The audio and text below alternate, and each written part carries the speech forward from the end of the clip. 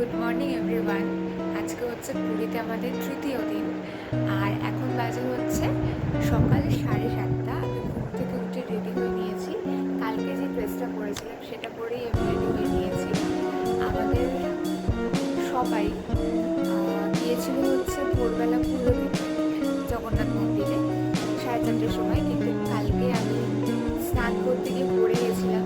আমার পায়ে এত ব্যথা ছিল যে আমি রাত্রিবেলা হাঁটতে পারছিলাম না, তাই আমি যেতে পারিনি মন্দিরে। তো এখন আমরা সবাই উঠে রেডি হয়েছি যে আমরা সমুদ্রের ধারে যাব। তারপর ঠিক হলো যে আমরা বাজারে যাব মাছ কিনতে, কারণ আমার খুব ইচ্ছে ছিল এখানে এসে একটু বাজারে যাব, সেটার ভিডিও করব। তো এখন মেশো আর কুট্টি মামু যাচ্ছে হচ্ছে বাজারে, তাই ভাবলাম তাহলে আমিও যাই এখন। এই ফাঁকে আমিও একটুখানি ঘুরে আসি আর ভিডিও করব। তো চলো তোমাদের সাথে শেয়ার করবো। এখন একটু খাবো, তারপর আমরা বেরোবো হচ্ছে বাজারে। সবাই মিলে আমরা চা বিস্কিট খেতে খেতে গল্প করছিলাম। তারপর আমি, বনি, কুট্টি মামু আর মেশো আমরা 4জন মিলে বেরোবো বাজার করতে। আমাদের হোটেল থেকে সমুদ্র আর বাজার দুটোই খুবই কাছে।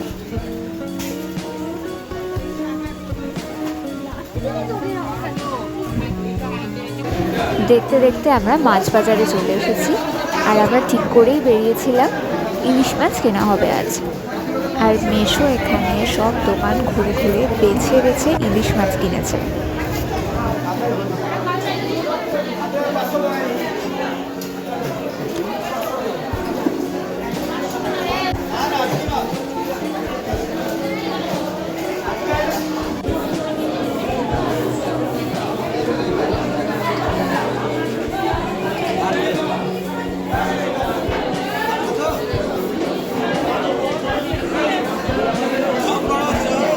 এখন ময়দা মাখা হচ্ছে। কি করবে এটা? লুচি। আর কুট্টিমানি আলু ছাড়াচ্ছে। কি হবে? আলুর তরকারি।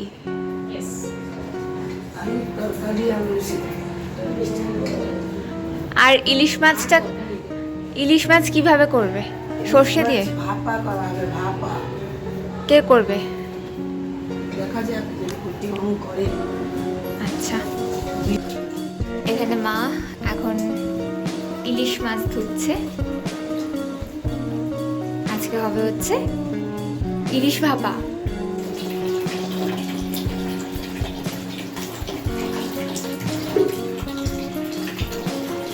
আজকে আমাদের ব্রেকফাস্টে হচ্ছে লুচি, আর মা এখন লুচি ভাজছে। এখানে কুট্টিমানি লুচি বেলছে, আর এখানে তরকারি হয়েছে। এখানে রয়েছে গরম গরম ফুলকো ফুলকো লুচি।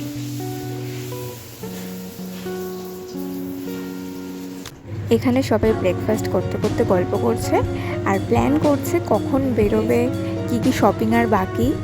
একটা মেয়ে কান্নাকাটি করে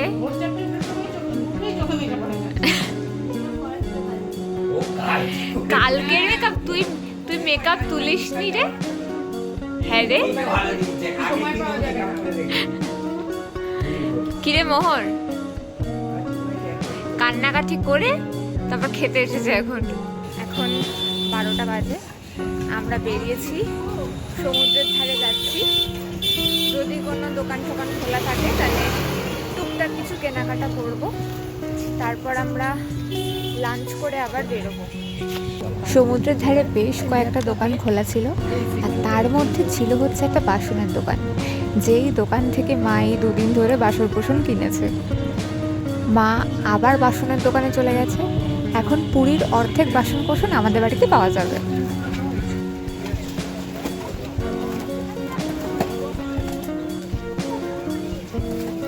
মা, পুরীর তো অর্ধেক বাসনপত্রই তুমি এখান দিয়ে কিনে নিয়েছো। প্রচুর জিনিস কিনেছে মা এই দোকান থেকে। যা বাসনপত্র কিনেছে মা এই দোকানটা থেকেই কিনেছে। আর আমি এখানে একটা বাচ্চা ছেলের জন্য কার্টুনের কি রিং খুঁজছিলাম, যদিও আমি পছন্দ করেছি, আর কিনে দিয়েছে হচ্ছে কুট্টিমানি। এখানে আসার পর থেকে তো আমাদের শপিং শেষই হচ্ছে না। এই যে ব্যাগটা দেখছো, এটা আমাদের খুব ভালো লেগেছে। মা এই দুটো ব্যাগ কিনে নিয়েছে দুজনকে গিফট করবে বলে।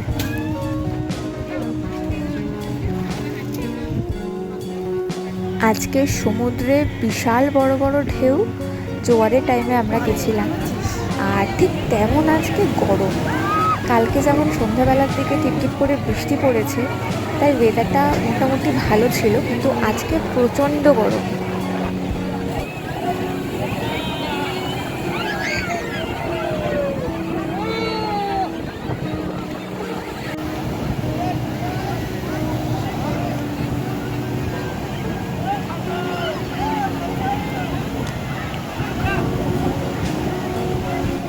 আমাদের টুকটাক কেনাকাটা কমপ্লিট।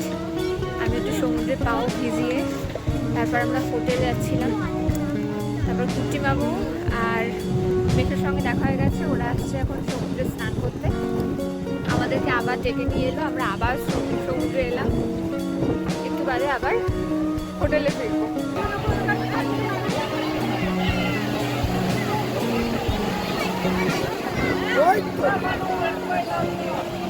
কি রান্না হয়েছে মা দেখাও। এইটা কি?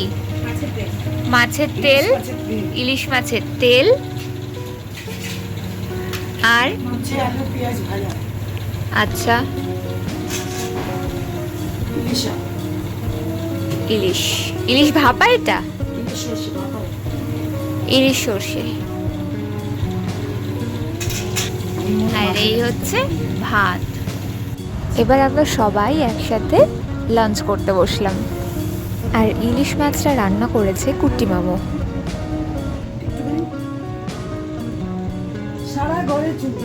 আমরা চারজন এখন বেরোলাম, খেয়ে দিয়ে উঠে আর রেস্ট নিয়ে একদম রেডি হয়ে বেরিয়ে পড়েছি। আমরা এখন দোকানে যাচ্ছি। কালকে একটা শাড়ি কিনেছিলাম, আমার শাড়িটা একটু একটা জায়গায় সুতো উঠে উঠে আছে, সেটা একটু চেঞ্জ করিয়ে নেব, তাই আমরা এখন বেরিয়ে পড়েছি দোকানের উদ্দেশ্যে। তারপর একটা টোটো ধরে আমরা চলে গেলাম গৌরাঙ্গ স্ট্যাচুর কাছে। এই সি বিচের ধার ধরে আমরা হেঁটে গেলে 4-5 মিনিটের মধ্যেই আমরা পৌঁছে যাব, কিন্তু ওই ভর দুপুরে খেয়ে দিয়ে আমরা বেরিয়েছি, আর ভালো লাগছিল না, তাই আমরা টোটো করে পৌঁছে গেছি মার্কেটে। যেই দোকান থেকে শাড়ি কিনেছিলাম তোমাদের আগের ব্লগেই বলেছি ওখানে ভিডিও অ্যালাউ না, তাই আমি কোনো ভিডিওই করতে পারিনি দোকানে গিয়ে। আমার শাড়িটা চেঞ্জ করেছি, আরও শাড়ি কেনা হয়েছে, সেগুলো সব তোমাদের পরে দেখাবো। কেনাকাটার পর এই বিচের ধার ধরে হাঁটতে হাঁটতে আমরা চলে এসেছি আমাদের হোটেলের সামনে। জানো তো, ওয়েদারটা কিন্তু আজকে ভীষণ ভালো ছিল। যেমন মেঘলা মেঘলা ওয়েদার, টিপটিপ করে বৃষ্টি পড়ছে, আর আমরা সেই সময় বিচের ধার দিয়ে হেঁটে হেঁটে যাচ্ছি, আর তার সাথে সমুদ্রের ঠান্ডা হাওয়া, সবটা উপভোগ করতে করতে আমরা চলে এসেছি সমুদ্রের ধারে। আমরা ভেবেছিলাম এই সময়টা সমুদ্রের ধারে একটু বসে গল্প করব, কিন্তু বৃষ্টি শুরু হওয়ায় আমরা সবাই চলে আসি হোটেলে। আমরা কি কি শপিং করেছি সেগুলো এক এক করে এসে দিদানকে দেখানো হচ্ছিল, কারণ আমরা শপিং করতে গেছিলাম, দিদান যায়নি। আমি মাকে বলেছিলাম তোমাকে একটা শাড়ি কিনে দেবো, কিন্তু মা শাড়ি নেয়নি, মা একটা ব্ল্যাঙ্কেট নিয়েছে।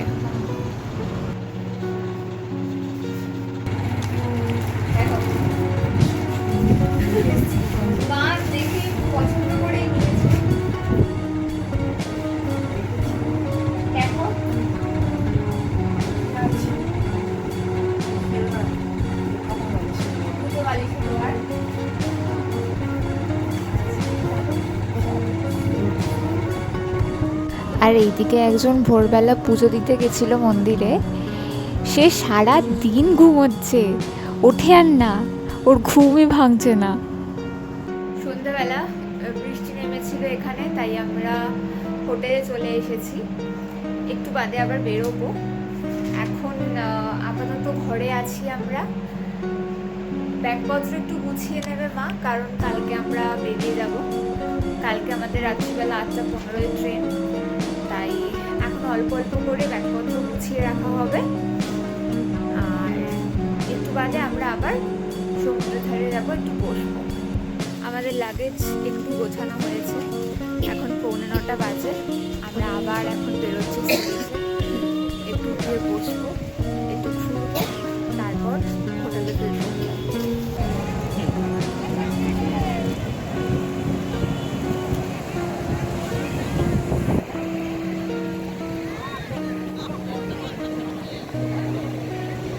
এই দিকে দেখো, আমরা তো সমুদ্রের ধারে গিয়ে কাগজ পেতে সবাই মিলে বসেছি, আর একটা কাকড়া বালির নিচ থেকে বেরিয়ে এসেছে। যাই হোক, ওকে আমরা কোনোভাবেই আঘাত করিনি। আমরা ওখান থেকে উঠে বাইরে এসেছি আর গেছিলাম হচ্ছে খাজা কিনতে। এখানে সবাই একটু একটু করে খাজা টেস্ট করছিল, তারপর খাজা কিনে আমরা হোটেলে ফিরে এলাম।